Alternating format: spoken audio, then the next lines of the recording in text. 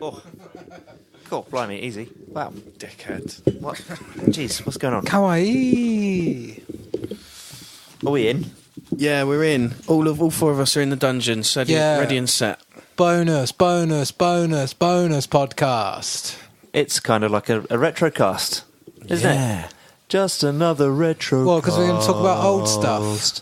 Yeah, sort of. New stuff talking about old stuff. Reviewing new stuff that's talking about old stuff specifically. Yeah. And then talking about old stuff, probably. So we're going to have a chit-chat about, because there's a second season of The Toys That Made Us just been released on Netflix, and some of the guys have seen it. I guess I'm going to be asking you a bunch of questions. To call it season 2, really, isn't it? Yeah. Is it? It's like part 2. Anywho, before we start chatting, let's have some music. Dun, dun, dun, dun. We can actually use the retro music for once. Oh. Yay!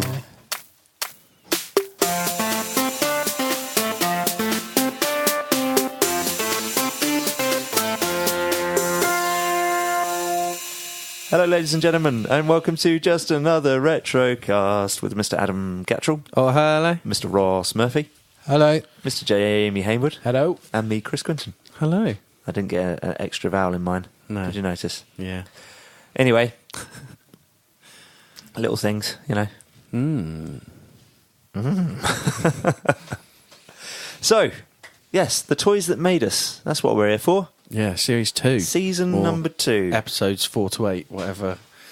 I don't know how.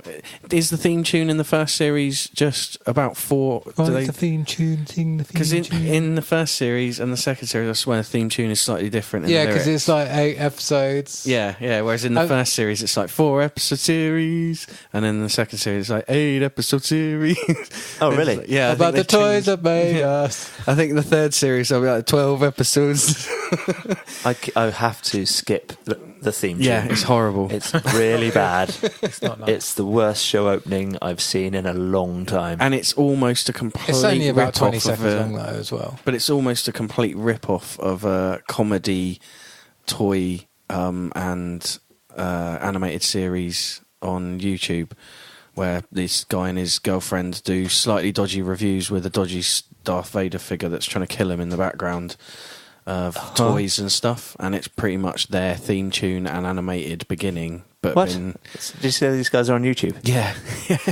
I can't remember what their show's called, but yeah, their intro is pretty much exactly the same. It's like animated versions of themselves running around being G.I. Joe and stuff like that, and they've pretty much, whoever made it's pretty much ripped off their intro. It's amazing. Is their show called The Toys That Grade Us?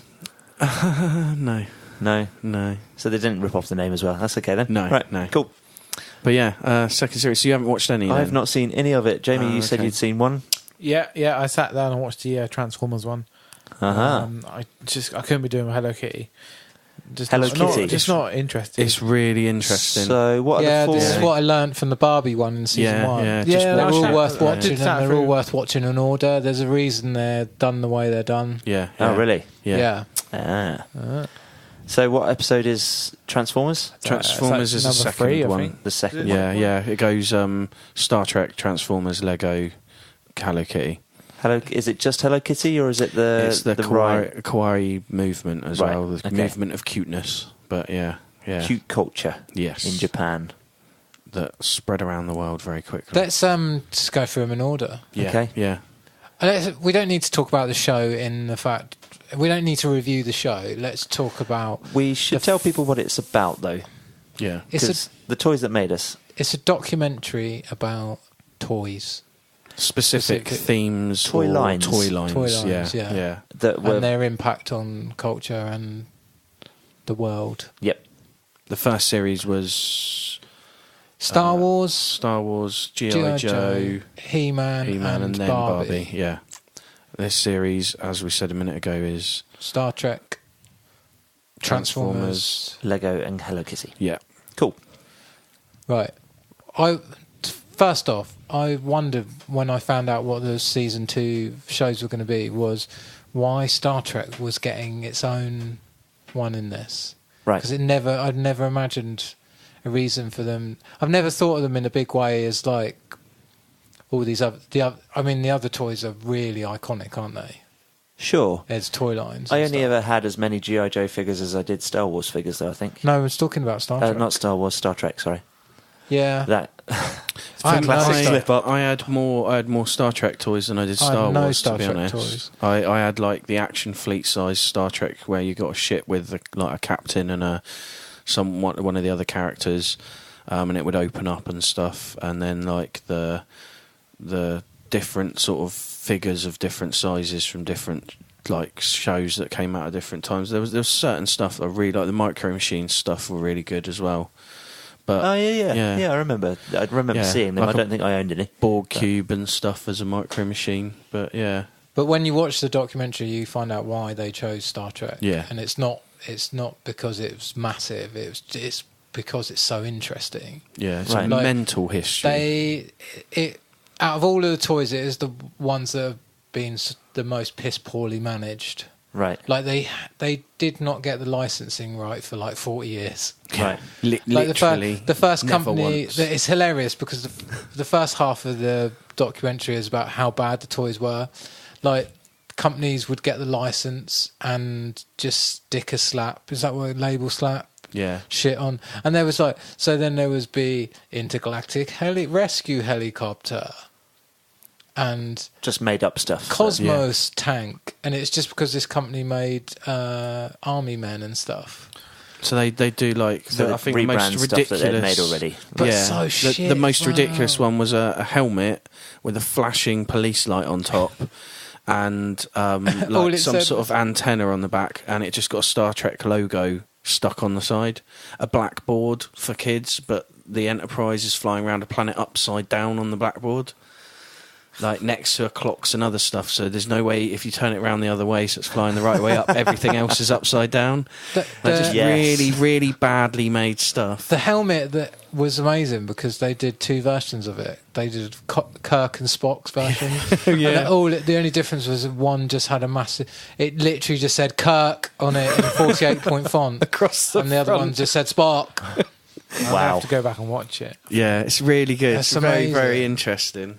Did you have any Star Trek toys at all, Jamie? No, I was never into Star Trek You growing up. don't see but many going through like the business and stuff. Are there No, not many really. second-hand toys in You what get guys the do? No, select it's all ones. new. all new. Yeah, you can get the Yeah. select by Diamond, aren't they? And in my old place of work, used to get like the communicators and stuff, but Right. I wouldn't have said they were toys. Okay. So Yeah, you should have seen the original toys of those. Like the first communicator toy was like tiny child size walkie-talkie, and when you flicked it open, it would basically go for about they a do minute. that. And then they For did a minute real before you can then walkie-talkie. use it. Right. And then they did the real walkie-talkie. So it looked kind of right, but you had to pull a massive 4-foot like aerial out of it, like in Stranger Things. Right. And it's so bad. sorry. And then let's just skip forward. Once they rebooted the movies, who was the guys before Playmates? The guy, the one guy, the major guy who turned out to be fiddling and Oh yeah, he did. His company, was it Miko or something like that? yes. They did these. Miko. It's worth talking about because they did these figures and they were kind of like were They a did bit like- TV shows originally, so they do Planet of the Apes, they do $1 Billion Man. oh, the dolls with all the soft clothes. Yes, yeah, but the yes. sculpts of the face sculpts Were are incredible. amazing. Yeah. Like they're incredible now, but for the time they must have been way ahead. so good. Crazy. So yeah, and then then it moved on to is it Playmates? Yeah, Playmates do all the sort of figures that everyone that has bought in and got into Star Trek toys knows. They're between 3 3/4 and 6-inch figures. So like 4.5. 4.5, 5 inches. But you'd get like I've got one at home of Data, and his like wrist opens up and there's circuitry showing. Okay. The only problem, as you find out in the documentary, is Playmates got so carried away with trying to Making things please collectible. collectors that they suddenly went, oh, okay, well, we'll do 1,701 of each of these figures for this series because that's the number of the Enterprise and that'll be cool collector's thing. not thinking about the fact that 50,000 of each figure was being sold in the wave before. Right. So they were only doing 1,701. So all the collectors went, well, if there's only that many, I can't collect them. So they suddenly the collectors funny just that, stopped. So not being able to be a completionist, ruined. You would think it was the other way around. You'd think super limited edition would make things more collectible. No, sure. But completely the fact that ruined people them. can't complete the set realistically just killed it dead. Yeah. Right. Like, and they just ended up with I think it was 400 different figures they've over done. 400. And ships which is nuts. that were to That's the right loads. That's scale probably... and stuff. So it proves that if you want something to become super valuable, then there's a fine balance in the number of figures you've got to produce. Yeah, but also it's daft for a company to do that anyway, because they don't care whether something becomes collectible or not. Well, no, they knew they were selling 30 to 50,000 of each figure on the series before. Right. So to jump down to 1,701 is insane. And the captains would sell over 100,000 each. Yeah. Right. And there was like each captain in a different outfit, but then they suddenly started doing the collector's ones, and people were like, well, that's mental. Like, I've got 6 of that one, and now I can't have the one of him in a tuxedo from episode whatever. And now it finished off with...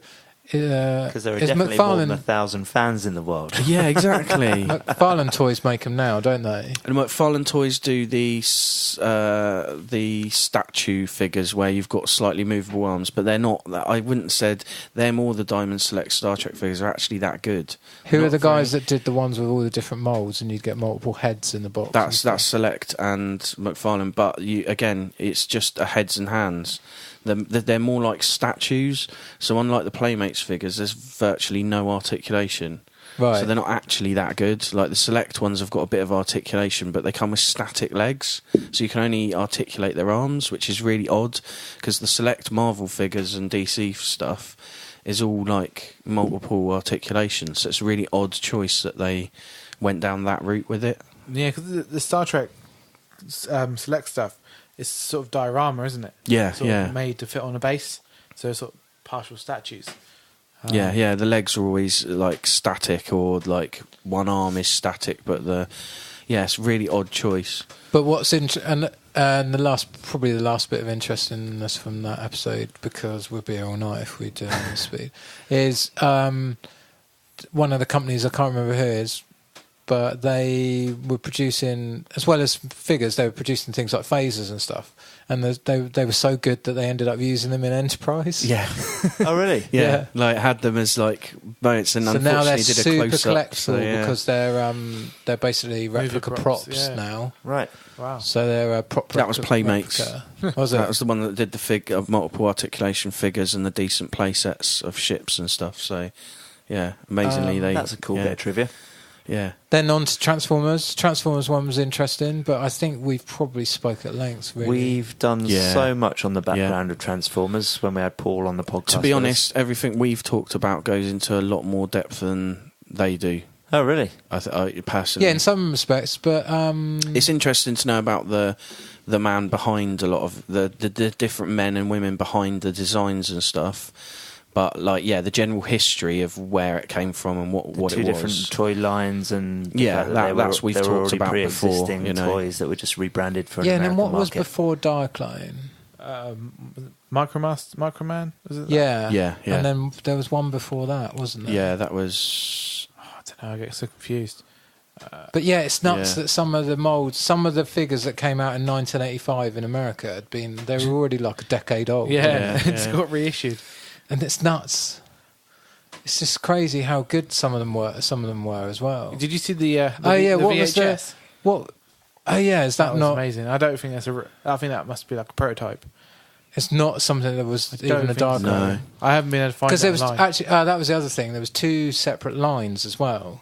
That I didn't know that. Oh, right. The cars and the vehicles were a separate line. I'm of sure toys, we've talked about and that's why the scale's different. Yeah.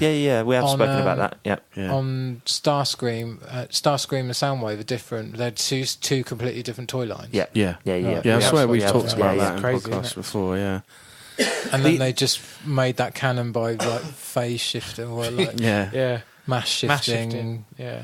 That's what they just came up with. I did But it's find Marvel Comics were Marvel Ben.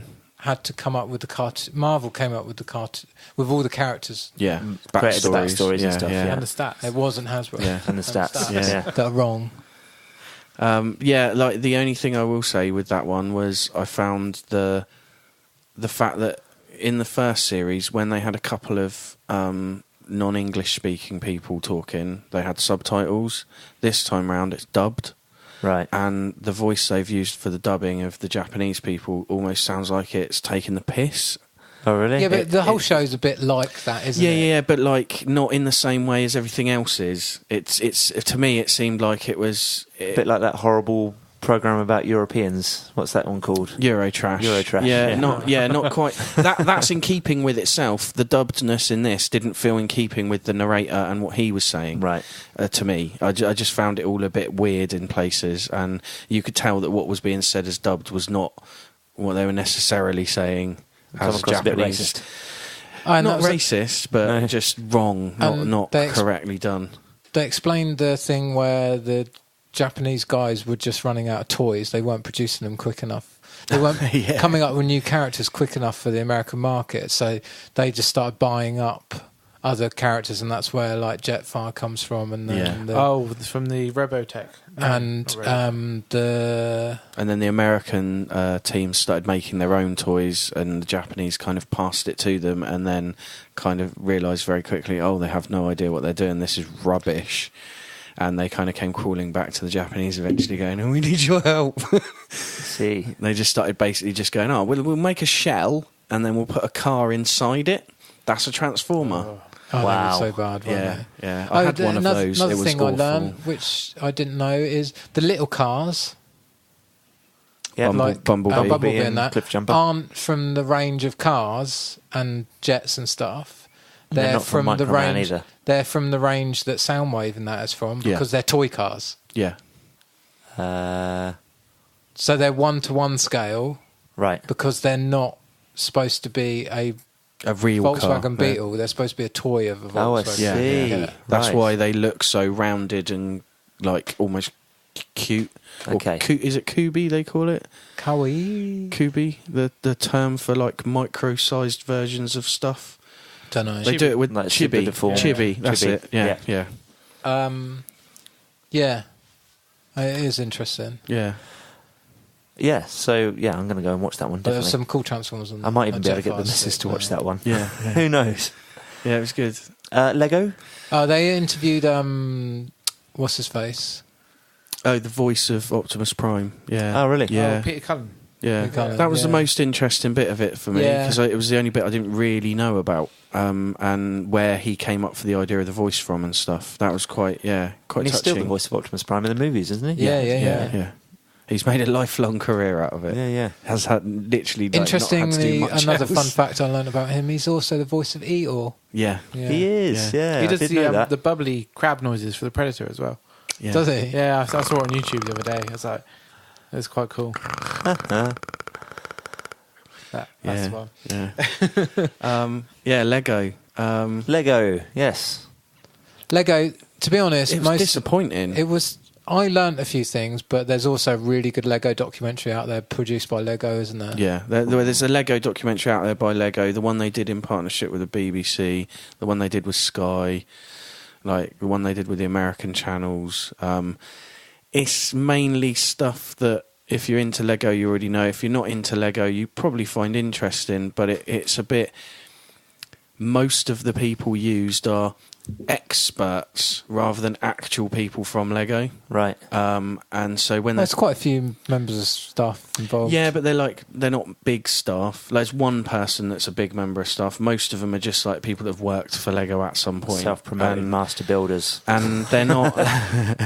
and it just like... You know, the stuff that's the most interesting about the company, a lot of it's kind of just, they sort of go, oh, well, there's a factory fire, and they animate a factory fire, and they go, so then they started doing this, and kind of skip over a lot of the stuff quite quickly to get to stuff that's then them going, like, yes, like, and then just basically taking the piss out of the term the system over and over again, to the point where you're like, right, this isn't funny anymore. Like, this is nearly as bad as the Star Wars joke you kept making in the Star Trek episode over and over. Like, it's not, just get on with telling us some stuff that's interesting. This isn't funny now.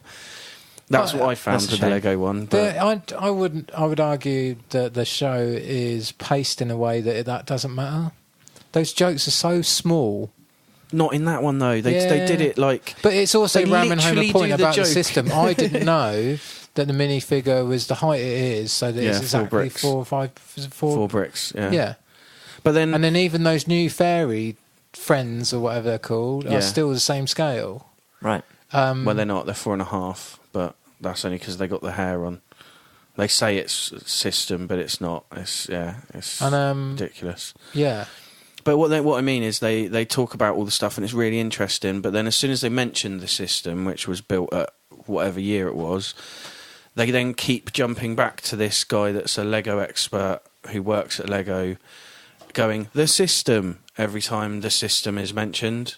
And then they do that about 50 times between then and the end of the episode. Like, that's way too much. It's not funny after about the 20th time. Cool thing you see is, you have those racks of documents and you roll them. You have the handle on the side, and you can move them left or right to get into the shelves. Basically, the Lego cellar. They have a Lego cellar, which is in all Lego, of the original got, sets. Every kit, like multiples of every kit, just in storage. Yeah. Right. But, in an archive. Okay. And like a roll it along archive. And they have a sealed one and an unsealed one of every single set that's ever been made. And they've got, which is cool as well. Because the guy goes down and he's like, and this happened, and he shows you the first space and the first castle sets. Yeah. And it's like, this is the first fire engine. What I didn't realise, that I learned, but Adam will know, is how close they came to bankruptcy, since I thought the Star Wars licence saved them. No. But they came way closer to going bankrupt than they did in 1999. Really? And the weird thing that saved them was Bionicles. Yeah. No. Yeah. Really? That's why I don't... Strange feelings as well. I'm fine with the Bionicles. I know why people don't like them, but I've got no issue. It's a whole extra level of parts, and it's safe for the company. Quite weird. Kids love it. Yeah. Well, this is what they realised. This is one of the Netflix. things that saved them, was they realised the kids love the stories, and that's why Ninjago so and big. Chima and all that stuff has come since Bionicles, because, like you're saying, they realised it was like, there's money in that. Kids love it. But what was that really shit series they did? The Jack Stone. Right, so it came up with this character called Jack Stone, and it was just shit. That was in the early 90s. And, that was before. That was what almost caused them. But they to go made bankrupt. some sets that was so bad, but they would do like a Jack Stone fire engine, and it would just be so shit that they used the guys that rebooted the City line recently said they got that fire truck and they said, we're never going to make anything ever like this again. Yeah, he holds it up and in then meetings. the next fire truck they made is like one of the benchmarks of how good Lego is now, because it's just such a beautifully super detailed, loads of bricks, but nice and easy to put together. Minifig scale, And another thing they did was rein in the number of blocks. They had simplified their line. Yeah. Which to me, as a novice Lego enthusiast, feels like they've not done that. No, because the last time I bought Lego, there was less parts than there are now. But apparently they've shrunk down the number of bits. They shrunk at that point back and kind of went, right, okay, we're not going to do these ridiculous parts over here and these parts over there. But they have created new parts since. But they're very dedicated to making sure if they create a part, it's more like it's like a croissant for a Lego figure to hold, or it's a type of hat or something, which then can be used in other sets as like part of a building. So like white croissants kind of look like sculptural fronts of a facade of a building, so they're quite useful. But they're very clever about the few pieces they add, and when they add certain stuff, they'll then stop doing certain other pieces in sets. So they're very clever and dedicated to how and what they do now. They've made more of a I think the changing of management twice over the last 20 years has been hugely important.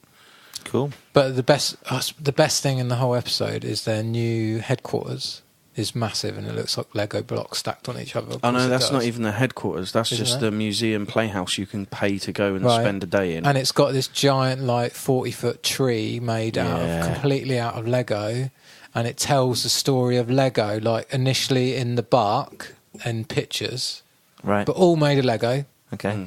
And then the leaves, like the branches with the leaves, are just you can look down on them from further up, and they're just play sets. Really? Yeah, Yeah. like a whole cityscape or a whole ninja-scape or a whole Star Wars scene with all the models from those scenes. Yeah, nothing like ad hoc. Nothing. I can't comprehend bespoke. what you're telling me Yeah, without I know, seeing yeah, it. you I have need to go and watch it. this. Yeah, it's a giant tree going up with a staircase round it, and Cool. all the floors of the museum gallery and play centre around it. Fucking expensive to go to though. I looked into it. It's like They have 230 quid to Yeah. go in there for a day. They have multi-tiered. Got to really be a fan. They have something similar at Games Workshop in Nottingham, like where their base is. They have displays of Warhammer where they've used nothing but product they sell, and some of them are multi-floored. Right. Like literally, you have to go up to the next floor to see the rest of the diorama. Yeah, That sounds amazing, Ooh, doesn't it? That's pretty cool. Pretty cushy job. That. What are you doing? I'm just painting an army for the. To go up a wall. Yeah. To go over But literally, like these several massive, floor like diorama. battlescapes that look like something from Attack of the Clones, but just made out of Warhammer. It's mental. Very cool. And then the last one is Hello Kitty, right? Yeah. And the Kawaii, is that how you say it? Kawaii. movement. Kawaii. Kawaii. Yeah, it's all about Hello Kitty at the beginning. As if you don't know anything about Hello Kitty, it is quite an interesting story because, much like Lego, it's someone that started out making something that's got nothing to do with the main thing, but then eventually finds their way to the main thing of Hello Kitty. Same as Lego, wooden toys, and went to Lego. So He started making things that were basically slippers, bowls, stuff like that, with just a strawberry on because that was cute, and people seemed to like buying cute-looking things. right. That led on to then coming up with the perfect character that was cute. And which didn't they is- throw a lot of shit at the wall and see what sticks? Yeah, which they kept still trying do as stuff. well. Yeah, There's a character now that's an egg yolk. yes, It's the yeah. yolk of an egg. Yeah, and you stroke it and it goes. Wow. It's supposed to be really cute, but yeah, they kept throwing stuff, and they nearly went bankrupt. More times than any other company in the series so far. So the timeline then is that Hello Kitty or the designers of Hello Kitty started the Kawaii movement, is it? Which is the movement of cuteness, right? The movement of worship cuteness of cute was things. was kind of accidentally started by them in the where they started making the items and then Hello Kitty stuff and throwing ideas about in was it the 40s? Well, no, 30s? Kawaii was just a thing where it wasn't accepted by adults. Okay. Because it was just, like in that rigid Japanese way where Yeah. they just go, this is a cultural thing that is only relevant to these people in this culture. It happened lots with J-pop as well, didn't it? They mentioned J-pop a lot. in Well, it, yeah, like saying- J-pop like, was the next phase of it. Yeah, but yeah, Hello yeah. Kitty's been around for a long time. I think the 1930s, 1940s is when he started creating characters and items and just sort of throwing the ideas about. Really? Wow. And then by the 70s, they tried to open up in America. It didn't really work. Well, it caught on with Asian markets, But no one else. But it caught on with Asian immigrants in America big time because boys had Bruce Lee, they said, and so then girls gravitated towards Hello Kitty. Okay. But the other thing, but what's made it massive in the last few years is, as a designer on there, just said famous people just wanted something a bit kitsch. So Yeah, it was so like people like Lady Gaga and Paris Hilton and Katie, what's her face? so the original J-pop started that. So the original J-pop artist was in 80 something, and because of that, the Kawaii, which literally means culture of cuteness, was adopted by a whole section of younger society in Japan. And as soon as it took on in America in the late 80s, early 90s, like, and started becoming a bit more popular with Hello Kitty and other stuff. They then kept throwing more and more stuff at it, the company, and more ideas and more product and more characters until they had something ridiculous like 700 characters or 500 characters. And like Hello Kitty was like not even the most popular one, right, of her own sort of universe. Oh yeah, they've got a list. The company produced a list of who's the most popular each year. And she's pretty much never been the most popular. It's a pretty powerful brand nowadays, though, isn't it? Yeah, huge. Yeah. They were saying, like, when they did this graphic where they slid Hello Kitty along compared to the other ones in the show, it was only behind Star Wars. Right. Yeah. Because it makes like So they've $5 billion a year or something. So Steven Spielberg would have had to pay quite a hefty chunk in royalties to have her in Ready Player One, then? Yeah, Yeah, probably. But then because they license the shit out of it. Yeah, That's the other thing they do with it, is they just license the absolute shit out of it. That's why there's Hello Kitty toasters and Hello Kitty microwaves. Because originally it was that they plugs. They tried to. Yeah, there is a Hello Kitty vibrator. There is, yeah. They were trying to get. I think in the 50s they were trying to get some other license from an American thing to try and do stuff. Peanuts to put on items because that looked cute. But because of them having to pay royalties to the Americans, they said that they weren't making any money. So they just went, well, we're not going to do this. We're going to make... And that's when Hello Kitty kind of came along. Right. Because of that. But then, yeah, like Ross was saying, more recently, like American celebrities and pop stars and stuff have kind of joined the Kawaii, like even done songs about that. Yeah, there was one I saw earlier on when we were looking at stuff online. Was it Avril Lavigne? Yeah. But even before her... all about it. Or referencing it, at least. What's her name from No Doubt? Gwen Stefani. Yeah, she did the song where she had her Asian dancers, which she won't admit in interviews exist. She did a song where she mentions kawaii and stuff, and it's all about cuteness and things like that. And it's just become... Hang on, she's in a video with Asian dancers that she won't admit exists. Yeah, when she's on interviews, they don't exist. They're not beings. Like, it's this weird thing that her and they have going on. Look, go and look it up. It's weird as a weird gimmick. Yeah, right. weird gimmick where she won't talk to them in interviews and they won't talk to her. And yeah, it's mental. But yeah, it's kind of created this whole weird mental culture that's kind of become so much more. And then in 2007, I think, like, adults were then allowed to enjoy the kawaii culture of cuteness, and it wasn't just a thing kids could like anymore. And that's when it really exploded. So yeah, it's worth a watch. It's just nuts, absolutely nuts. So I didn't think it would make such a good subject matter, but overall the season's been pretty good then. Yeah, it's just the dubbing for me. Every time they dub any of the Japanese people like that they're interviewing, it seems just badly done. Like, you can tell that they're saying a lot more than they're actually saying, and they're just putting a sentence. As far as quality of documentary type series are concerned, though, I think the first series is more in depth. I think if you move Transformers into season 1 and Barbie out of season 1, then season 1 would be amazing.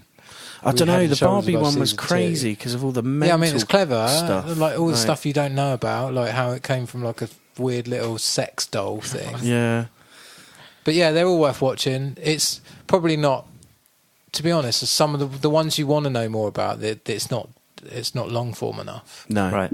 They could do with, like, when you compare it to like that changing the Turtles length. documentary, what you really want is 90 minutes of all of them, really. Yeah. So, do I, this evening, go and watch the Transformers episode, or the Star Trek episode, or watch them in order, or King of Kong? King of Kong. Yeah? King Kong's better than all of it. Right. It was a proper documentary. Is that just you want to know? More. Have you seen King of Kong? I'm not. I've not seen King of Kong. No, but you just wanted to know. I want a comparison. Yeah. A comparison documentary-wise. No, King of Kong's a masterpiece. So the one about Donkey Kong. Video game. Yeah. But then that's got the time in it to be a decent, like, amazing documentary. Whereas, because it's one subject for a longer period. Whereas those, they're good, but like you were saying, you need 90 minutes really for some of them to really say what needs to be said. So yeah. Cool. Okie dokie. Or the Calvin and Hobbes documentary, which is the complete opposite because he never licensed it ever. Yeah. Oh, that's right. Yeah, he held on to it, didn't he? Yeah. Yep. And do you know the fan theory about the characters? That he is... Hang on, what's the main character from Fight Club? Tyler Durden? He's Tyler Durden. Oh, no, the tiger is Tyler Durden. Yeah. But he's the young version of... Ed Norton. Do we get his character name in the film, or is that one of the film's gimmicks? Does he not have a name? I can't remember. Is he like the narrator or something? Don't know. Can't remember. Can't remember. It's been a while. Anyway, that's the fan theory. I quite like that one. That he's always had an imaginary friend, and at some point it was a tiger. Amazing. / Drop Dead Fred. See our other podcast. Speaking of which, we've got a competition running. Our friends at Strange World Collectables are donating a 11 Stranger Things character figure for us to give away. The question, if you want to grab that figure, Hot Rodimus, the Transformer. What are his stats? Ross read them out on our News button show. And you can probably find them online as well. Yeah. Second part to the question is, which movie would you like to see remade and why? And we'll choose our favourites. In addition to answering those questions, you just need to go and like and share a post that's on our Facebook page. Go and The find it on there right competition now. post. Competition post. Yeah, so if you'd like to win the 11 Stranger Things figure, go and get involved, guys. Have we got anything else we need to put in this podcast? No. Just honourable mention to Libsyn Sticher For just what? building every awesome action figure that's ever been made. If it weren't for them... There would be no toys that made us. Yeah. Exactly. And Netflix would be doomed. Well, probably not. Anyway, if you'd like to check out anything we do outside of the podcast, go and check out the bio on our Facebook page. You'll find loads of links to our stuff there, be it music, art, poetry, anything we do outside. Write to us if you'd like to. Emails. Oh, in actual fact, yes, you need the email address for our competition entries. So write to snewwiththecrew@gmail.com or Facebook us or send us well, actually, if you send us a tweet, will it be public? Don't send it publicly. Yeah. Private message. Or leave a review on iTunes and you'll get a bonus entry. Oh. Additionally, you could... so you don't want to be using Twitter to message in your answers to the competition. But send us a tweet about anything else that you might like to. If that's it, should we get out of here, guys? Yeah. Let's go and have some dinner. Yes, please. Thanks for listening, everyone. We'll Goodbye. see you next time. Chillers. Yeah. Bye. Oh my God, I can't. How did we manage to make this the longest podcast episode ever?